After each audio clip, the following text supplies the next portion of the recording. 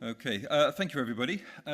First of all, I do want to thank the organisers for this invitation to be here today. I found it really stimulating and in some cases quite a revelation. So it's been quite uplifting. And I think it's safe to say that everyone here shares the same goal of poverty reduction, really wherever we're coming from, on the technical side, the media side, the health side. But we're not going to get there. Not the way things are going at the moment. There are two culprits, there are two reasons for this. Cam mentioned a white elephant. There are two elephants in the room as far as I'm concerned. One is, of course, money, or the financing gap, for development generally, but obviously this impacts on NTDs because there are opportunity costs and there's obviously rationing. And also the problem of governance in developing countries, never mind problems of governance in OECD countries. So first of all, we need a development model that's fit for purpose, and we also need developing country governments who really mean what they say and who are prepared to govern. I go to a number of meetings, not that many now, but I go to quite a few. We discuss various aspects of development. Each one is well organized, challenging, forward-looking. Eventually, you get around to talking about the money and how to finance the gap to what is now 2030. There's always a shortfall with precious little idea or talk about how to fill it. And post-2008 and even 2016, I can't really see that changing. So there seem to be two showstoppers here. The first is, unless or until developing country governments consciously and explicitly invest in the welfare and the well-being of their own people, which all sounds a bit pompous, it doesn't mean to, global poverty reduction remains a pipe dream that we've lived with for 25, 30, 40 years or more. Most of these governments actually see themselves under little pressure to change or to change their ways, with some exceptions usually associated with an individual. There's little recent evidence that they do care about the economic and social welfare of their people, including their rights. The second point is that no one's guaranteed a constant flow of concessional finance for development. Those days, if they ever existed, are over. It's now very lumpy, to say the least. So we all need a new development model or compact that's fit for the 21st century. Now, NTDs have done it the hard way, and they should be applauded and rewarded. And some of the presentations today, and also some of the presentations I heard a couple of days ago in the House of Commons at the APPG, reminded me how much NTDs have managed to achieve since 2012 over a 5-year period, but it also reinforces how important it is that the NTD program in the round is put on some sort of permanent and sustainable footing. And of course, that's obviously in the balance and in the future, but in the near future. So let's be clear. Poor and in some instances non-existent governance standards and non-compliance are the central problem afflicting all developing countries and all aspects of development, not just NTDs, not health sector, but all sectors, right across government. You don't have to look any further than this. All the rest stem from this and come a rather distant second. And every year, things are getting more difficult. The Social Development Goal negotiation, the SDGs, that was completed, I think it was in 2015, to me was simply a lost opportunity to build on what the MDGs, the Millennium Development Goals, had started. They kick-started things in a slightly different way, but the MDG framework completely missed or avoided the two vital ingredients of good governance and placing developing country government responsibility and leadership right up there at the top. It is the sine qua non. So we're talking about independent sovereign states here. It's their primary duty to safeguard their population, health, security, and education. And that's the starting point, and that's also the bottom line. Now, unfortunately, these glaring omissions for the MDGs ensured there was no way to measure the associated impact or change. And so the MDGs and development, however well-intentioned, didn't work in the long term as effectively as it might have. I don't think it was 15 years wasted. I'd be interested in your views. Now, let's just look at things from an individual country perspective. No names, no pack drill. Most developing countries don't invest in the package of basic services that people in the UK, in OECD countries generally, take as a right and for granted. Clean water, sanitation, you probably know the list better than I do, education, health services. Things like paved roads and an electricity supply, traffic lights at work, and which drivers respect, and the rule of law. In most developing countries, probably all developing countries, a serious push for clean water and sanitation would put the heat on some NTD programs, but in a good way. And probably it would put some of us out of business, or we could move on to other things. So here's what developing country governments can do. Now, let me see.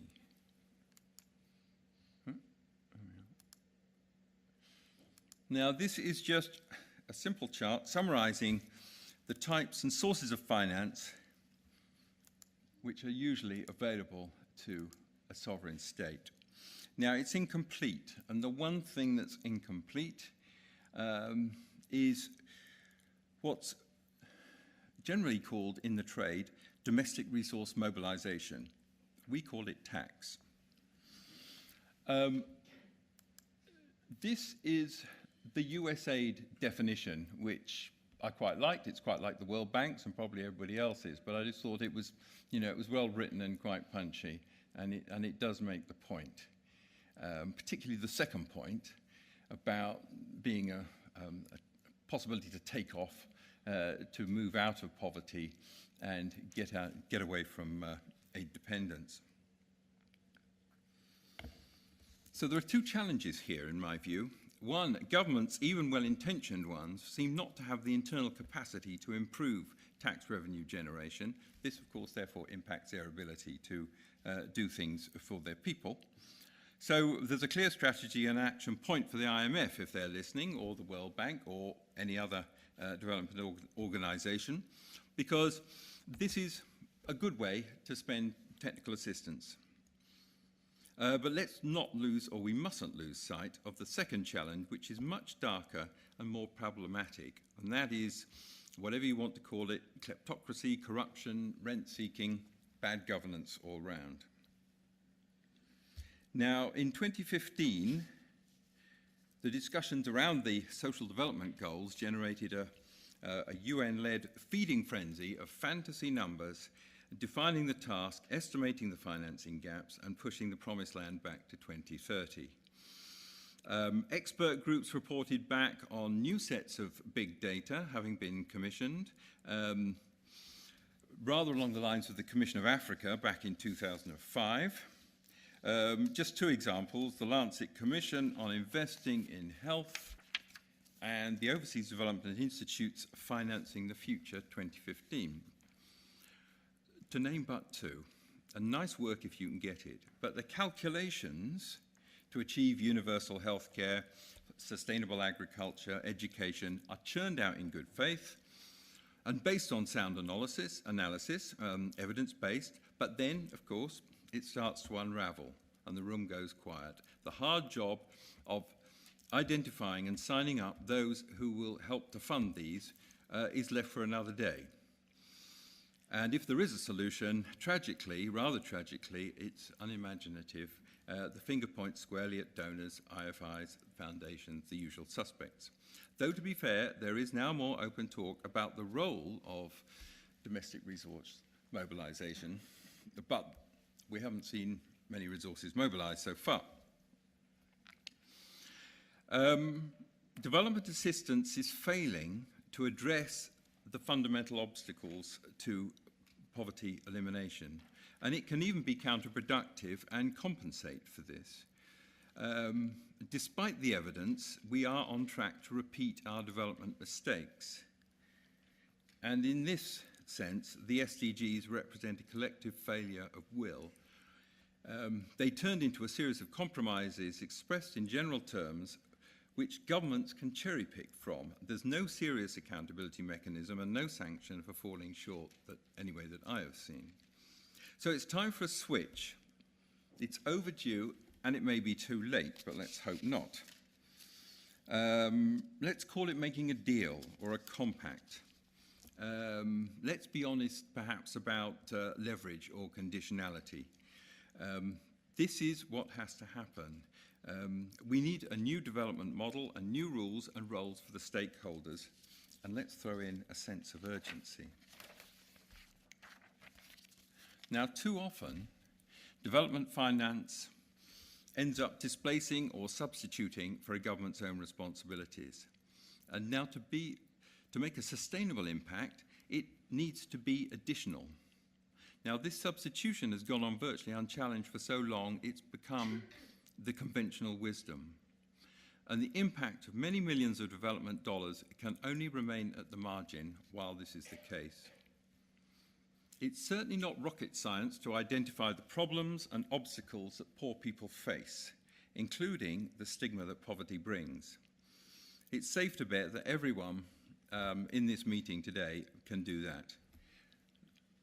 As we know, there's plenty of data and information and a plethora of proven, tested solutions at a technical level for most, not all, but most of the world's problems in developing countries. But most development thinking has got confused or sidetracked with generating increasingly refined solutions to the supply side of the equation.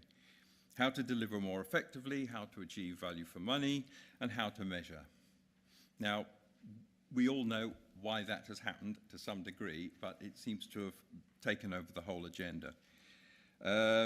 This is a bit of a sloppy approach to the escalating list of global problems we now face every day, and has really been allowed to fester since the Berlin Wall came down. That was about 30 years ago, when there was hope that there would be a step change. Instead of ushering in a new world of possibilities, we got, for example, debt relief and the arrival, particularly in global health, of new institutions springing up, while in the next breath, we joined in the clamour over the over-complexity of the global health architecture. Refining the supply side is no solution. It's one side of the equation, and it's the easy bit. All this while studiously ignoring the demand side and country performance, not to be confused with the need, which is generally self-evident to anyone taking the bus into town from any developing country airport, watching the Rio Olympics last year, or the chaos that is Libya, Syria, South Sudan, Yemen, etc., from the safety of our TV screens. Now, to conclude, until governments start taking responsibility seriously, increase the tax take and spend effectiveness and accountability, too much development spending will remain largely cosmetic and wasted. To paraphrase the SDGs, of which I think there are 17, for me, the important one is number 16, which is a governance one. If developing country governments subscribe to that, then all of the others will fall into place. Thank you very much.